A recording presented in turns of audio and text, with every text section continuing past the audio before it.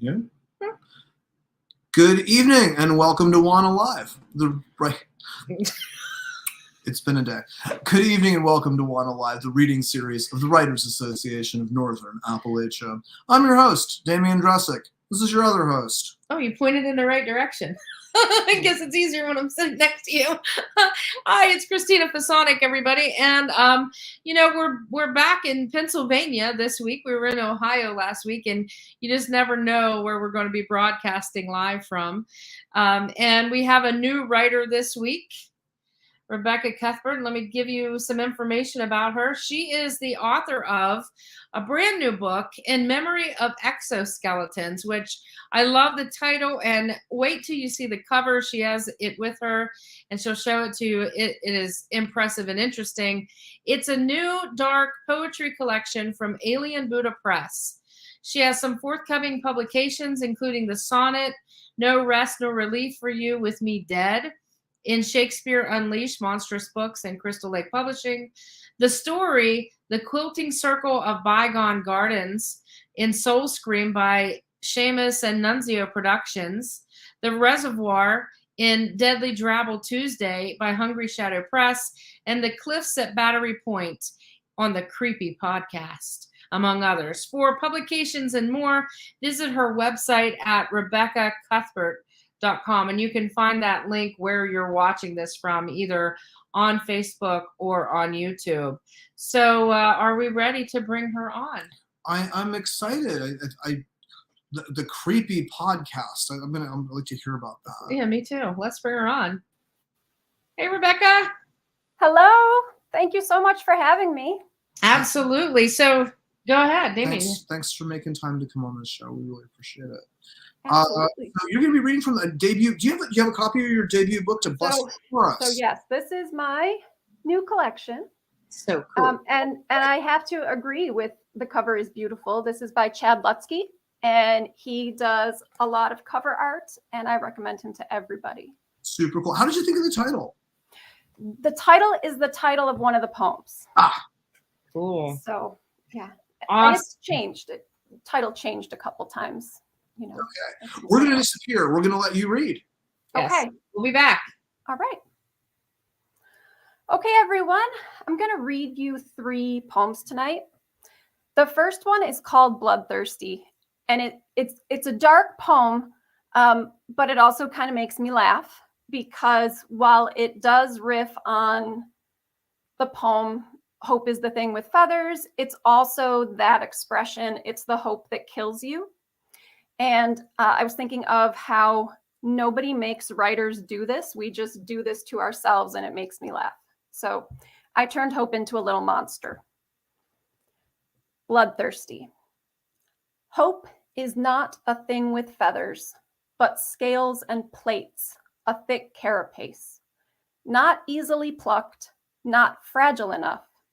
Armor too solid and heavy to fly. Hope trudges steady, each footfall a statement, a clock's stubborn tick. Sinking in bracken, it breathes underwater, walks straight as a stick across ocean floors. Hope, not a beacon, no spark in the darkness, nothing so bright to give it away. It waits in deep shadow, dissolving in moonlight, watching, patient, counting your days. Then, when it's time, its bulk will creep forward, hulk itself toward you, appear through the mist to sniff your despair, so close that it sees how your pulse kicks your wrist. Hope will not revive you. It won't sit beside you, holding your hand with its clubbed little foot. Instead, it will slash at you, long forked tongue lashing you, bruising your skin like a wind-fallen peach. Pain, it will say, through lips curled like ash, is how I remind you I'm always behind you, teeth sharp and ready to punish delay. Stay and I'll show you the hell that waits for you here with my rage if you don't get away. So hope drives some of us but in different ways, right? Okay. The next poem I'm going to read for you is called Bargain. And I wrote Bargain about the duality of growing up a young woman and how we're supposed to be all of these contradictory things, and that those things kind of act against each other. They're mutually dependent and they're mutually destructive. So this is Bargain. Feeling deciduous, brackish woods bracken, and fever closing in. You search for breadcrumbs I'd promise to leave, weighting your apron with pebbles instead. It hangs from your hips like the burden you are. Gravity has never owed anyone favors. 3 owl hoots echo.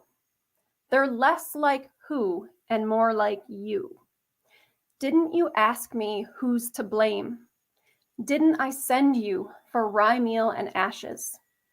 Watch for fault lines. My jacket is lined with mouse hair. There's blackbird pie in the airing cupboard, a heap of small sneakers by the backyard door. Can you smell the smoke on the stirring breeze?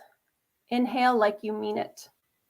Call the dogs, bring the torches. When my eyelids are packed with sand, my throat stopped up, our secrets buried in a brown glass bottle beneath these twisted roots. Whom will you call on to save you, to boil you, to know your quietest name?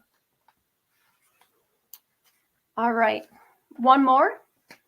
This one is the crowd favorite. This is everybody's favorite from the collection. My friends tell me that they laughed at this one when they read. So this is going to be the closer. It's a little bit more cheerful too. Even though it talks about cemeteries, it's more cheerful. It's called Driving by Willowbrook Cemetery. Driving by Willowbrook Cemetery, I see a sign just inside the black iron gates. Angry block letters on a no-nonsense placard. No dog walking allowed. Fuck's sake, don't bury me there. I may have hated more than I've loved in this gnawed raw, gobsmacked, ground down life through which I've dragged my imminent carcass. However, and I can't overstate this, dogs are the break we've never deserved, a balm for quotidian misery, and no skeleton yet. Flesh and sound mind still mine, I hereby declare. Let each dog quite literally shit on my grave. Lift its hairy hind leg to douse my chiseled name in the piss it saved up just for that walk through a sun-soaked rural graveyard with its best friend on the other end of the leash and me, a stranger, 6 feet beneath its 4 feet. Because if I could see it, if I could speak, you bet your breathing ass and your last earthly dollar that I would say, without preamble, without a goddamn second thought, for she without hope is lost, excuse me, ma'am, can I pet your dog? Thanks so much. All right. Well, thank you so much. I love that, especially the last poem. I'm always any pro dog poem is a good one as far as I'm concerned.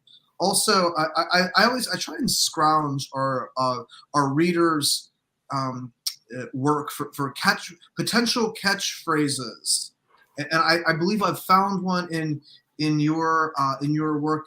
I believe it's. I'm going to start saying this about a lot of places. For fuck's sake, don't bury me there. Thank you.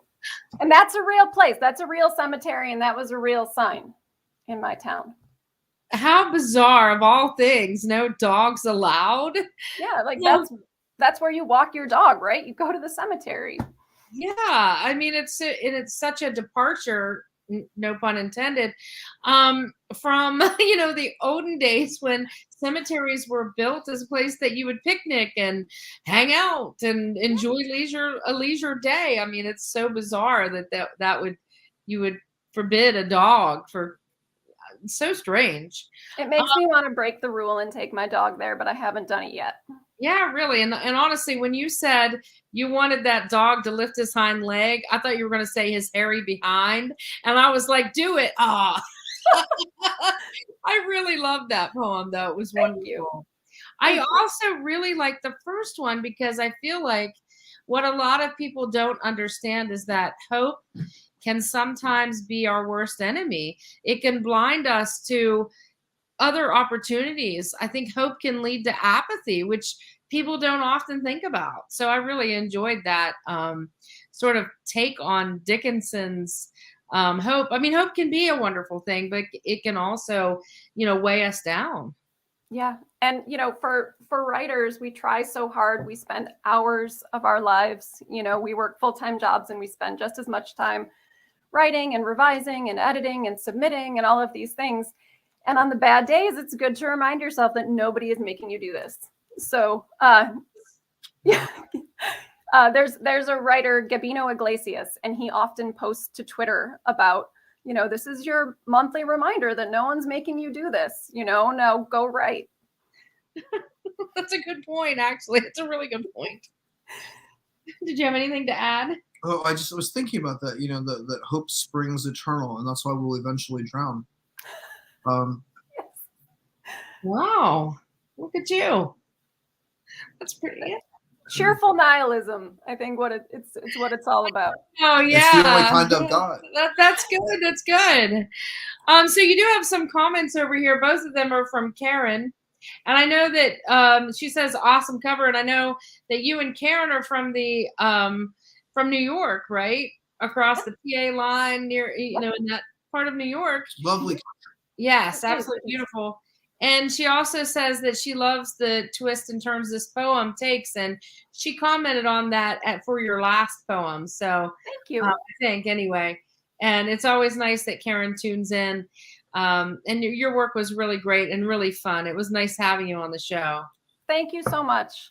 Yeah, thanks for making time to visit us. So we have a banner up there, and it's early. It's our early banner, but the show is going to be we're celebrating our 3-year anniversary in 2 weeks, and we're going to be we got a special guest coming on. The one and only Ron Rash will be reading for us in 2 weeks. Yes. So happy birthday to WANA Live. And we got somebody great next week, too. Who do you got? Yes, absolutely. Abigail Drake will be on next week, and we are really looking forward to hearing what she has to say and to hearing her work. And she's another one of those people that I see her work all the time online. I've only met her in person once, and we did when we were at the West Virginia Writers Conference. So we're anxious to hear the update and see what her latest work is all about. So we look forward to everyone tuning in next week. All right. Thanks a lot, everybody, for joining us. And thanks for being on the show. Good night, everyone. Thanks, Rebecca. Take care, y'all. Bye. See you next week.